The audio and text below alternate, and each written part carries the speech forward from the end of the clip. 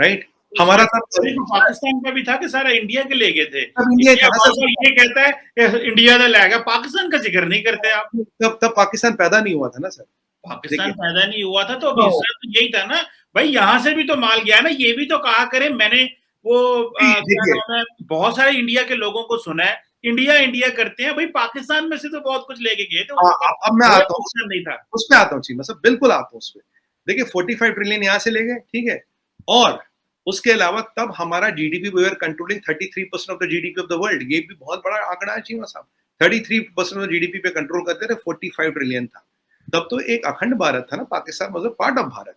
देखिए जब पाकिस्तान बना उसके बाद आपका हिसाब, हमारे बाद हमारा हिसाब, उसके पहले तो भारत ही था ना। अब आप कहें कि उस बच्चे का नामकरण करा, भाई जो पैदा नहीं हो, जो अगले साल पैदा होगा, उसका मैं नामकरण अभी कैसे कर दूं? बोला उसकी शक्ल बताओ कैसी होगी, लड़का होगा लड़की होगी, बाल ऐसे होंगे ऐसे होंगे, भवें ऐसी होगी, नाक टेढ़ी होगी, शक्ल अब्बा से मिलेगी अम्मा से मिलेगी, भाई जब पैदा होगा तभी तो बोलूंगा। आज तो मैं देखिए 75 साल बाद भी जो है ना, 75 साल बाद भी आप मानते नहीं है। रिसेंटली देखा है डॉक्टर जयशंकर जो है वो बड़ी एक एग्रेसिव किस्म की फॉरेन पॉलिसी कर रहे हैं। आप नहीं समझते कि इंडिया जो है वो एक ओवर कॉन्फिडेंट स्टेट के तौर पे इमर्ज कर रहा है? मतलब फॉर इंस्टेंस, ठीक है इंडिया एक बड़ी इकोनॉमी है, क्रॉस कर लिया इन टर्म्स ऑफ जो इंग्लैंड को क्रॉस कर लिया, लेकिन पर कैप्टा में तो कहीं भी नजर नहीं ना आता। मतलब पर कैप्टा में तो इंग्लैंड जो है वो 23वीं, वो तो जो है इंडिया आई थिंक 124 था या इसके करीब है दुनिया में। इंग्लैंड जो है वो बड़ी जो है उसकी पर कैप्टा जो जीडीपी है वो बहुत अच्छी है। तो ये आपको ये नहीं लगता कि ओवर कॉन्फिडेंस आ रहा है? मैं देख रहा था डॉक्टर जयशंकर बड़ी एग्रेसिव किस्म की फॉरेन पॉलिसी लेके चल रहे हैं। क्या वो बेसिकली इंडियन पार को समझते हैं? प्राइम मिनिस्टर मोदी उनको कहते हैं कि जरा एग्रेसिवली बात करें, और या क्या आप समझते हैं कि ओवरऑल इंडिया का जो एक ग्लोबल स्ट्रेचर बढ़ता जा रहा है उसकी वजह से इंडियन जो सरकार है उसके अंदर एक आ रहा है कि भाई जरा थोड़ी सी ना दबा के बात करो, शायद इससे हमारा एक और इंप्रेशन निकलेगा। इसके बारे में भी थोड़ा मैं बताएं। जी चीमा साहब, एज यूजुअल 2-3 सवाल आपने ना गूगली में डाल दिया, मेरे को थोड़ा गूगली को इन स्विंग आउट स्विंग समझनी पड़ेगी। चलिए पहले आपके पहले सवाल पे आता हूं। आपने बात की भाई पर कैपिटा इनकम की। देखिए चीमा साहब, अगर आप जीडीपी की बात करें, देखिए जीडीपी में दो होते हैं, एब्सोल्यूट जीडीपी, एक होता है ईवीए, एक होता है पीपीपी। यही तीन मेजर्स है इकोनॉमिक्स में जीडीपी नापने के, और इसी से इकोनॉमियों की रेटिंग आती है। वर्ल्ड बैंक ले, आईएमएफ ले, कोई भी इंटरनेशनल बॉडी ले, इन तीन चीजों पर रेटिंग देती है। अगर आप पीपीपी की बात करें, we are number third, number one China, number two USA, number three we are at 11.75 trillion as we talk today। और भाई एब्सोल्यूट जीडीपी जो कल का नंबर आया 3.53 ट्रिलियन, और हमने यूके को $250 बिलियन से पीछे कर दिया है। पीछे जब 2019 में आगे गए थे, थोड़े मार्जिनल गए थे, आज काफी गए। PPP is a more logical manner of judging your GDP is because how much your money can buy। PPP is a measure of how your money can buy। अगर हमने भी 13.5% का क्वार्टर ऑन फर्स्ट क्वार्टर में growth दिखाया तो हमारा EVA भी 12.5% था। Now if you combine PPP, if you combine GDP and EVA, we are fantastically doing well। And now let me take you to another aspect। If you look at the foreign exchange reserve, that is third highest in the world। If you look at the inflation, our inflation is lesser than United States of America। If you look at our economic outlook, by the end of the year we'll do 7.5%, next year we'll do 6 to 7.5%। आप इसको America, China, Germany, Japan की से भी compare करें। और जो हमारा UK को ब्रेक करना था ना रिकॉर्ड साहब, ये 5 साल बाद होना था, हमने अभी कर दिया। और 2028 तक will be number third by GDP and number third by PPP. ये भी आज आपको कमिटमेंट दे देता हूं। So when we look at the numbers, तो these are the numbers which do matter। हाँ, आपकी आबादी ज्यादा होगी तो पर कैपिटा आपकी कम होगी, बट पीपीपी आप हमारा कंपेयर करिए यूके के साथ, कहीं भी यूके खड़ा नहीं होता। यही तो मेजर्स है ना। यू कैन नॉट, इकोनॉमिक में 5-6 मेजर्स है जिसपे इकोनॉमिक स्ट्रेंथ मेजर की जाती है, जो इंटरनेशनली सब कुछ मानते हैं। ये सुमित पीर का एनालॉजी नहीं है, ये दुनिया के इकोनॉमिक्स और जो बड़ी इकोनॉमिक बॉडीज है, वर्ल्ड बैंक की, आईएमएफ की, उनका ये सेट ऑफ नॉर्म्स है। I have answered you on that. अब आते हैं डॉक्टर जयशंकर।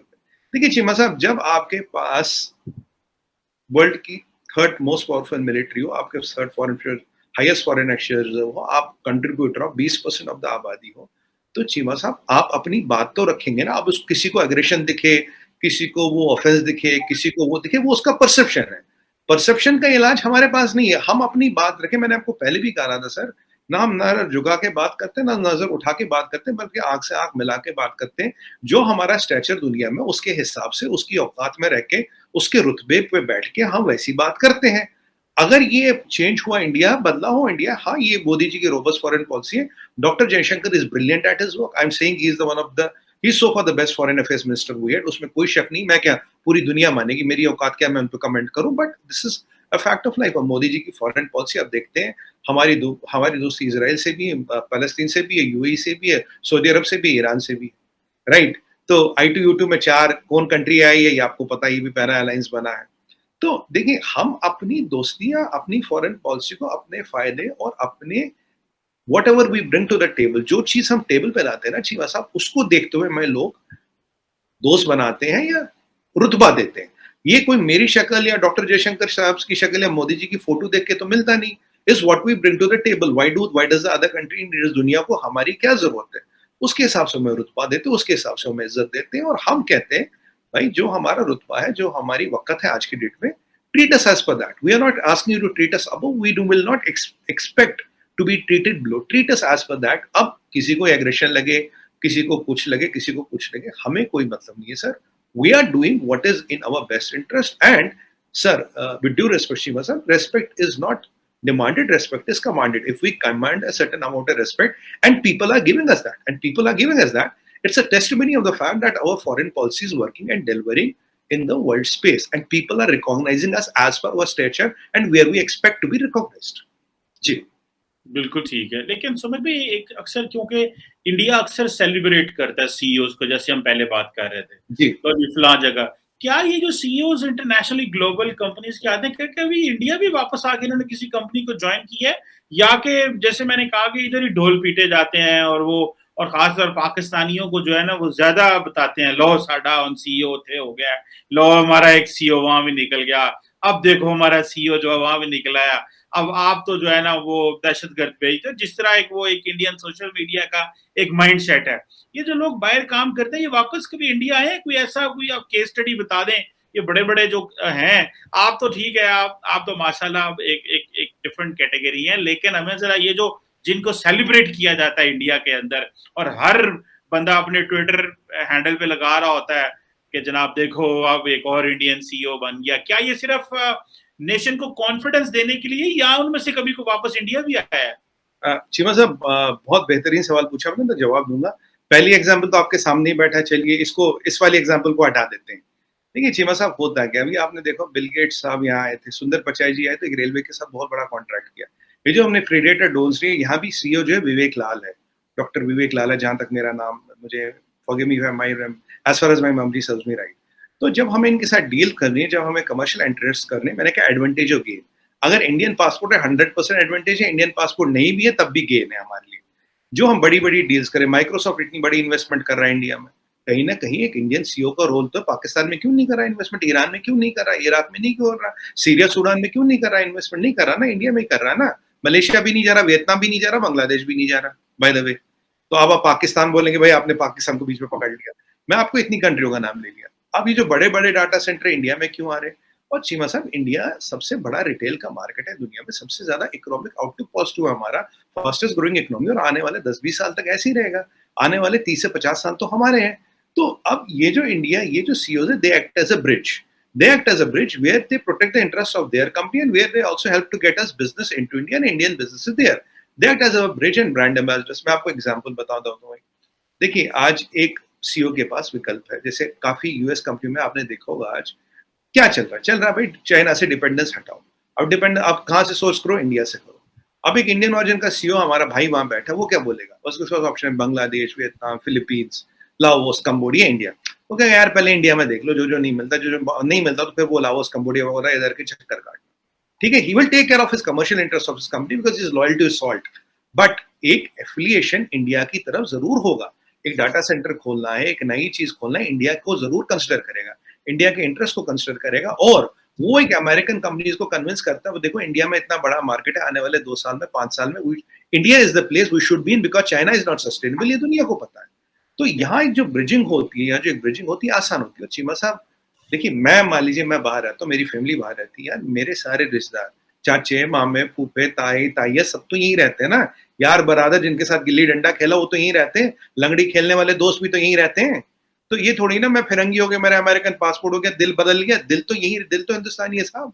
शक्ल तो हिंदुस्तानी है ना। देखिए मेरे अमेरिकन पासपोर्ट बदलती भूरे बाल हरी आंखें तो होंगी नहीं, 6.5 फुट हाइट नहीं होगी, रंग मतलब दूध सा सफेद तो होगा नहीं, जैसा हूं वैसा ही दिखूंगा। तो चीमा साहब ये हमारा दिल तो हिंदुस्तानी है ना, जमीन तो हिंदुस्तानी है ना, पुरखों की मिट्टी है साहब इस धरती में, पुरखों की राख है इस मिट्टी में, कैसे छोड़ दे। तो ये हमारा एक बहुत बड़ा एक सशक्तिकरण होता है। It enables business in the mutual interest of both the countries and both the organisation. So it's a win win situation. And with देखिए हर कोई अपना कमर्शियल इंटरेस्ट देखता है, it's a win win situation. That is why we are happy, that makes us more happy. और एक चीज और है, अगर इंडियनों का नाम, देखिए ये सारे नाम असली कोई फर्जी नाम तो हमने बनाए नहीं, कोई नकली नाम तो हमने बनाए। अगर एक इंडियन का नाम, अगर हमारा एक भाई है, हमारी एक बहन एक बड़े मुकाम पे पहुंची, चीमा साहब आपका कल को कोई पहुंचे, आपको भी खुशी होगी, मुझे भी खुशी। देखिए अगर कल ऋषि सुनाक यूके के प्राइम मिनिस्टर बनते हैं, शायद मंडे को कल रिजल्ट अनाउंस होगा, चांस कम है, बट अगर ऋषि सुनाक बनते, मेरे रिश्तेदार नहीं पर मुझे खुशी होगी यार, हमारा ही भाई बन गया यूके का ये प्राइम मिनिस्टर बन गया। इन गोरों ने हम पे 200 साल राज किया, 45 ट्रिलियन का यहाँ से माल ले गए थे, देश साइफंड $45 trillion worth of stuff from India, right. हमारा तो पाकिस्तान का भी था कि सारा इंडिया के ले गए थे। इंडिया था ना सर, ये कहता है इंडिया का ले गया, पाकिस्तान का जिक्र नहीं करते आप। तब पाकिस्तान पैदा नहीं हुआ था ना सर, पाकिस्तान पैदा नहीं हुआ था, तो अभी तो यही था ना भाई, यहाँ से भी तो माल गया ना, ये भी तो कहा करें। मैंने वो क्या नाम है, बहुत सारे इंडिया के लोगों को सुना है, इंडिया इंडिया करते हैं भाई, पाकिस्तान में से तो बहुत कुछ लेके गए थे। अब मैं आता हूँ, नहीं था उसमें आता हूँ, मतलब बिल्कुल आता हूँ उसमें। देखिए 45 ट्रिलियन यहाँ से ले गए, ठीक है, और उसके अलावा तब हमारा GDP, we are controlling 33% of the GDP of the world. ये भी बहुत बड़ा आंकड़ा है चीमा साहब, 33% ऑफ जीडीपी पे कंट्रोल करते थे, 45 ट्रिलियन था। तब तो एक अखंड भारत था ना, Pakistan was a part of Bharat. देखिए जब पाकिस्तान बना उसके बाद आपका हिसाब, हमारे बाद हमारा हिसाब, उसके पहले तो भारत ही था ना।